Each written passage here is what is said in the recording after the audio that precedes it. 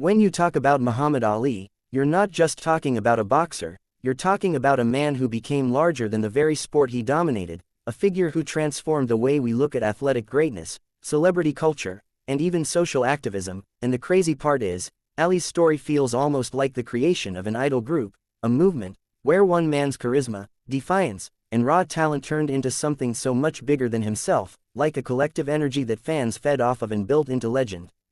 Imagine the 1960s, a young Cassius Clay stepping into the spotlight with that boyish grin and electric confidence, telling the world, "I am the greatest," before he had even proven it, and people thought it was arrogance, but in reality, he was manifesting the persona that would turn boxing into theater, sport, and poetry all at once.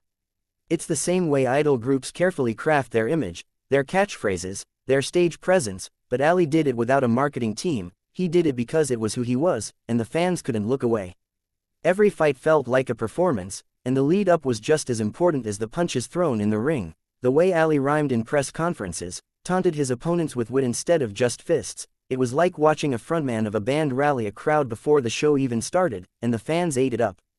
Behind the scenes, trainers like Angelo Dundee knew they weren't just preparing a fighter, they were managing a phenomenon, because when Ali walked through the streets, kids followed him like a superstar, newspapers turned every quote into a headline, and fans started wearing, "I am the greatest," like a badge of honor, long before merchandising became the machine it is today. His fights weren't just sporting events, they were spectacles that carried the weight of politics, race, and identity, and fans didn't just see Ali as an athlete, they saw him as their voice, their champion, someone who dared to stand against the establishment at a time when few had the courage. When he refused to go to Vietnam, when he declared, "I ain't got no quarrel with them Viet Cong," it was more than just a personal stance, it was an explosive moment where sport collided with world events, and suddenly Ali wasn't just the leader of a boxing movement, he was the center of a cultural revolution, like an idol breaking free from the script and rewriting the story in real time. The backlash was massive, stripped of his title, banned from boxing during his prime, but the fanbase never stopped buzzing, whispering in barbershops, writing letters, carrying the memory of his fights like cherished songs from an album that had been pulled from the shelves. And when Ali came back, when he fought Frazier, it wasn't just two men in a ring, it was an entire generation clashing, millions tuning in from radios and TVs across the world, fans dividing into camps like rival fandoms, one shouting for the iron-willed Joe Frazier, the other swearing loyalty to Ali, and the hype was so electric that even people who didn't watch boxing felt like they couldn't miss it.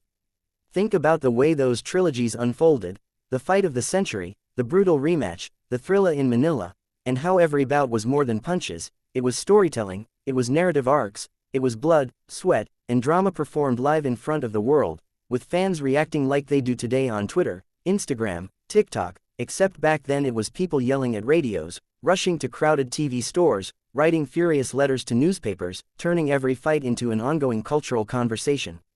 And Ali thrived in it, not just because he won, but because he turned his life into a saga, a continuous story where every chapter revealed something new about him, the playful joker, the political rebel, the battered warrior who still stood tall, and fans stayed hooked because it always felt like there was more to come.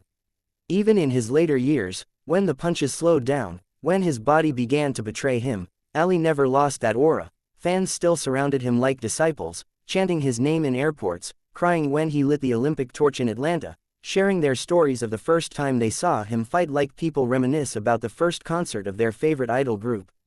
Social media today is filled with clips of his fights, his interviews, his quotes turned into motivational edits that rack up millions of views, and new generations are discovering him not just as a boxer, but as a symbol, an icon who feels as relevant now as he did decades ago. And the story never really ends, because fans, historians, athletes, even other fighters keep adding layers to the myth, retelling the moments, debating the what-ifs, sharing behind-the-scenes anecdotes, like when he'd shadowbox with kids in the gym, or whisper encouragement to opponents he had just beaten, or crack jokes backstage before walking out into the lights, reminding everyone that Ali wasn't just a fighter, he was the show, the legend, the heartbeat of an entire movement that still pulses today.